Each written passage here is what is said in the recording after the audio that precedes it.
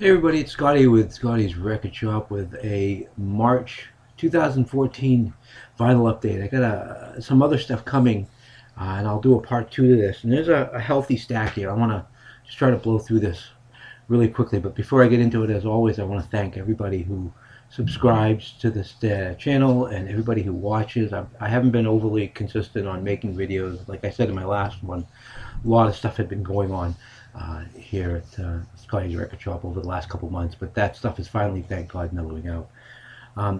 First little part of it is going to be dollar records. Not anything overly spectacular, but you know, the dollar records, you know, what do you want for a buck? First one, not in the best of shape, but I'd never seen it before. An early Dave Brubeck record on Fantasy. This is in tough shape. It played all the way through, but I'd like to find an upgrade eventually for that. I love Dave Brubeck. This is an upgrade. Billy Joel's 52nd Street. This has got this is the first pressing, and it's got the original inner sleeve, and it's in great shape too. And it was a buck, and I like I said, I have a decent copy of this, but it's a later pressing with the barcode. And whenever I see something for a buck, I go, okay, you know, that fits an upgrade, especially. This one, you know, an early collection of B.J. Thomas music. Goes from the beginning of his career in '66 up to '69. Doesn't have raindrops or any of his '70s hits, but original pressing in stereo in good shape. So for a buck. Soundtrack from the motion picture One on One. Seals and Crofts. It was the only Seals and Crofts album that I didn't have. And it was a buck. There's the song My Fair Share on it, which was a hit. A later Little Feat album, Time Loves a Hero, in decent shape for a buck. And I'm okay, you know, slowly but surely building up my collection there of them. David Lee Roth, Skyscraper for a buck. I think the only reason he couldn't sell it for more was because of this. It came from that collection that I'd shown a month or two ago, where I got a bunch of stuff, but the guy put this stuff up on here. Who knows why? But it is a cutout, but in decent shape, and a good album, I think. Tony Carey. Guy had a hit with a song called Fine Fine Day. It was on this record. And it's a decent record as well for a buck. Two more for a buck. The Classics for '60s mellow mush. And Natalie Cole. This is a I love her '70s stuff. Not the biggest fan of her '80s stuff, but it's one of the last ones that I needed. Her '70s stuff on Capitol in decent shape, so for a buck. Now we'll get into the other stuff. It wasn't a buck, but still good. The Best of ZZ Top. This is a London pressing. I have a Warner Brothers pressing, but I wanted a London pressing of that. It was cheap, so I went for it. More ZZ. This one I didn't have on vinyl. Not the biggest fan of their stuff after the London years, but still. And yet more ZZ. This is an upgrade copy. The original press in really nice shape. The Who Are You? Actually, funny, I knew I was going to be getting this, and I knew he had a couple of copies, so when a friend of mine came over, I had a copy of this. It was okay, but it wasn't in great shape. And I gave it to him. Merry Christmas. He was quite happy with the copy he got. So I'm happy with the one I have. That's all that matters, right? 10 years after, some early 10 years after, Stonehenge on Durham, original press of that, a gatefold. I'm not going to take it out, but great early record from 10 years after. This one I'd been looking for a long time, and I just was not going to pay a lot of money for it, and that's why I hadn't gotten it. Van Morrison, Moondance, 70s pressing. Not the original first pressing. It's a cutout too, which is really weird, but I don't care about that. But a mid-70s pressing in excellent shape. Love this album. Been looking for that for a long time. This is an upgrade copy. I paid a couple bucks for it, but well worth it. Aerosmith, Night in the Ruts. which takes care of my 70s Aerosmith stuff, which is all I really care about, honestly. If I find the 80s stuff, I've got some of it, but if I find more of it, I'll pick it up really cheap. But Allman Brothers Band,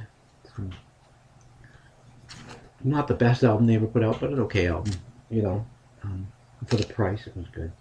The next one, though, is the one that I really was happy to find. Another one I've been looking for. Didn't really want to pay a heck of a lot for, but you always end up paying a lot for it. I didn't. Live at the Fillmore. And this is in great shape, and it's a first pressing on the pink label. Really excited about that. Really great shape, too. And did not pay a lot for that, considering Queen's Greatest Hits in excellent shape. I'm building my Queen collection. I got all the 70s stuff, but I got to work on the 80s stuff. Sometimes that stuff is just so overly priced, so have to be patient. Let's get into some Steve Miller Band, an upgrade copy, not an original pressing. This is on the orange Capitol.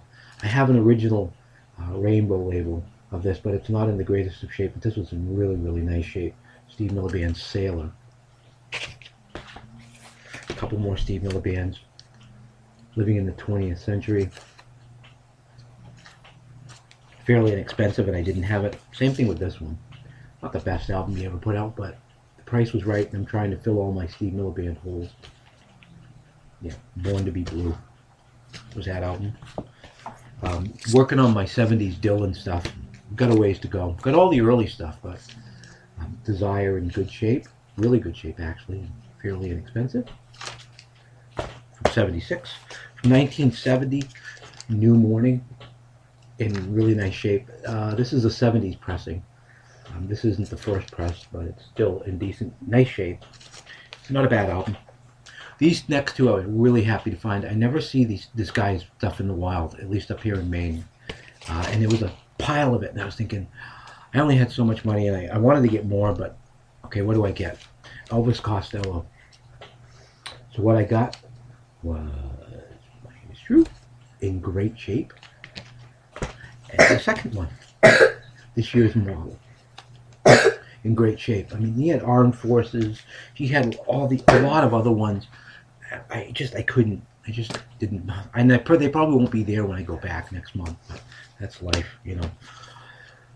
One of the few early Uriah Heep albums I was missing. I'm missing their first album, I think, now, and that's it.